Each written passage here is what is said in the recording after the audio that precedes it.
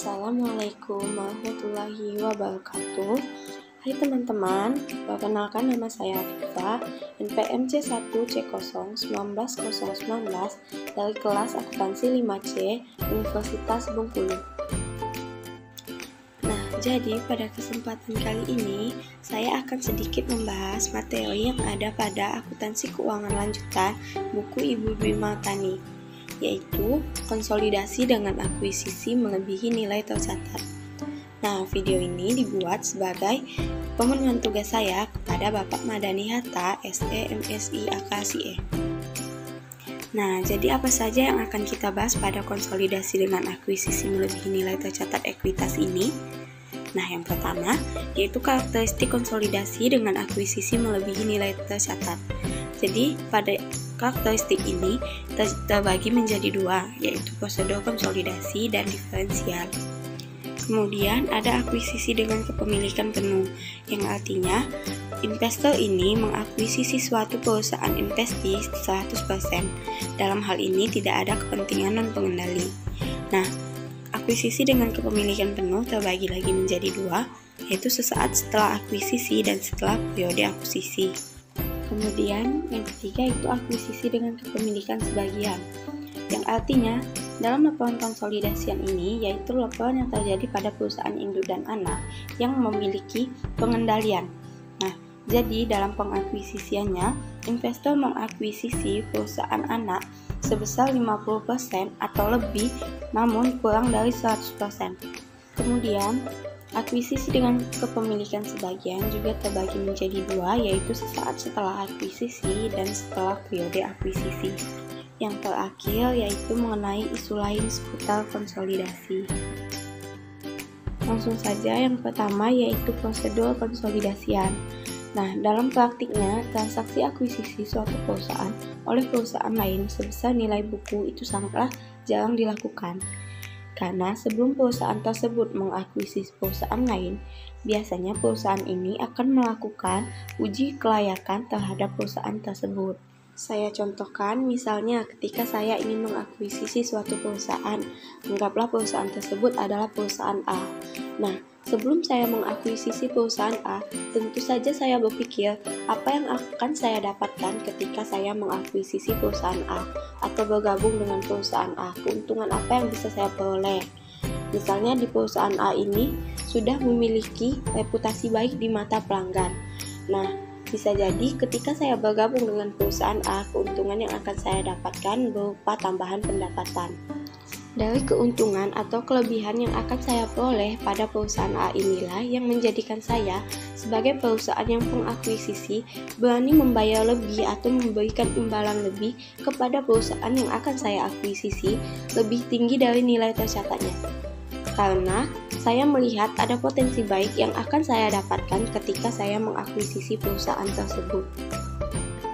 Kemudian perlu kita ketahui ketika suatu perusahaan mengakuisisi perusahaan lain secara penuh atau 100%, maka kas yang diberikan sebagai imbalan akan diberikan kepada pemegang saham perusahaan yang diakuisisinya dan tidak terjadi pencatatan pada anak perusahaan atau perusahaan yang diakuisisi pada transaksi tersebut. Selanjutnya yaitu mengenai diferensial. Berdasarkan PSAK 22 tentang kombinasi bisnis, diferensial harus dialokasikan pada aset teridentifikasi yang diperoleh atau liabilitas yang diambil alih yang dianggap menyebabkan nilai wajar dari entitas anak yang dikonsolidasikan melebihi nilai buku atau dialokasikan sebagai goodwill.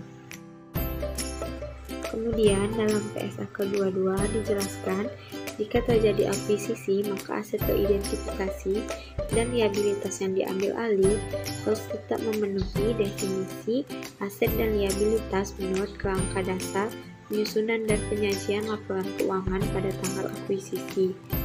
Misalnya, ada kemungkinan saat terjadinya akuisisi, perusahaan induk memperoleh aset berupa paten. Namun, paten ini dihasilkan perusahaan anak melalui proses internal. Secara standar, suatu aset yang tercipta dari proses internal tidak boleh diakui oleh perusahaan atau perusahaan anak tersebut. Tetapi, jika perusahaan induk mau mengakuinya, maka hak paten tersebut dapat dicatat oleh perusahaan induk namun tidak boleh diakui dalam perusahaan anak dalam akuisisi tersebut. Selanjutnya, dalam pengklasifikasian dan penentuan aset teridentifikasi dan liabilitas yang diambil alih dapat didasarkan dari beberapa hal. Yang pertama, dari persyaratan kontraktual. Kemudian yang kedua dari kondisi ekonomi. Yang ketiga dari kebijakan operasional dan akuntansinya. Dan yang keempat dari kondisi terkait lainnya yang ada pada tanggal terjadinya akuisisi tersebut. Kemudian mengenai goodwill, dalam PSAK 48 tentang goodwill dijelaskan bahwa goodwill tidak diamortisasikan, namun goodwill akan dilakukan pengujian penurunan nilai jika terdapat indikasi telah terjadi penurunan nilai aset.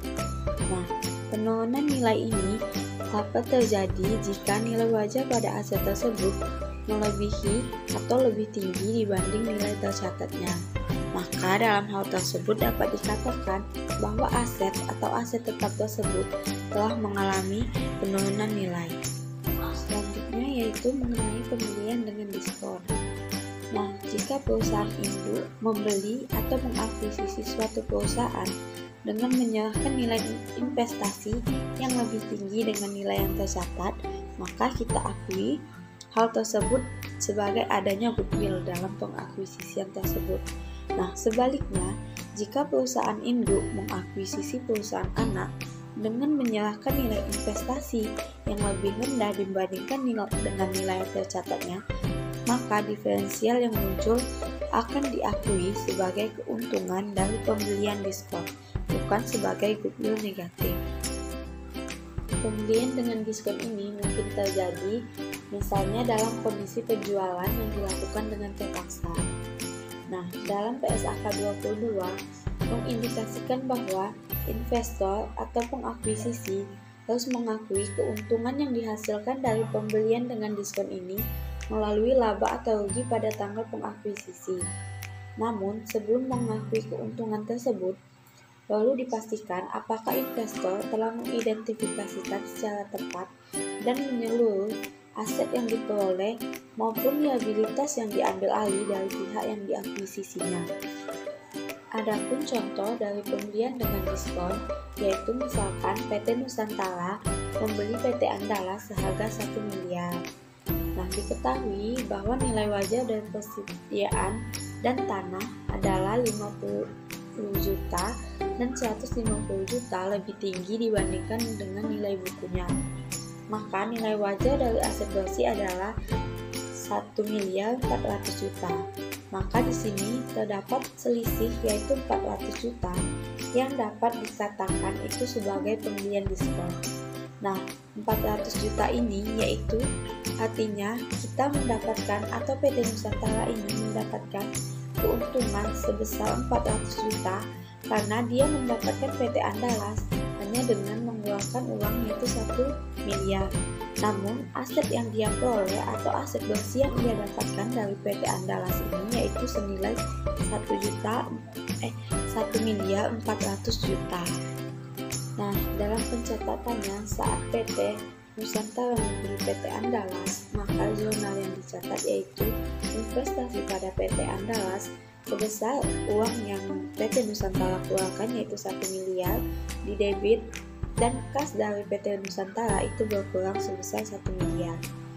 Kemudian dalam pencatatannya saat PT Nusantara membeli PT Andalas, maka PT Nusantara akan membuat jurnal yaitu investasi pada PT Andalas sebesar 1 miliar yaitu sebesar imbalan PT Nusantara berikan kepada PT Andalas dan yang dikredit yaitu akun kas karena PT Nusantara telah mengeluarkan kas sebesar 1 miliar tersebut untuk mendapatkan PT Andalas. Artinya kas dari PT Nusantara itu berkurang sebesar 1 miliar.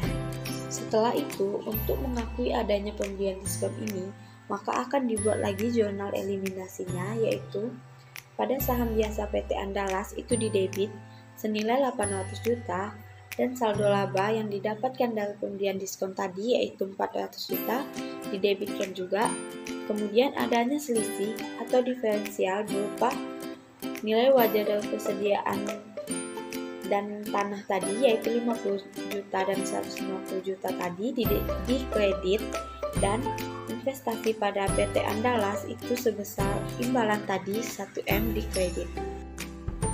Selanjutnya, pada diferensial tadi, diferensial akan dinolkan dan dialokasikan pada aset yang memiliki nilai wajar lebih tinggi dari nilai tercatat dan dicatat di posisi debit.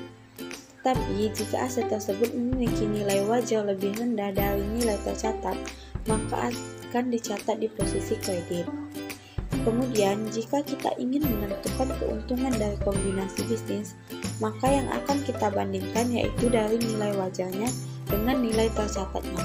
Maka akan kita dapatkan apakah kita mendapatkan goodwill atau pembelian diskon. Baiklah, itulah tadi yang dapat saya sampaikan sedikit mengenai konsolidasi dengan akuisisi melalui nilai tercatat.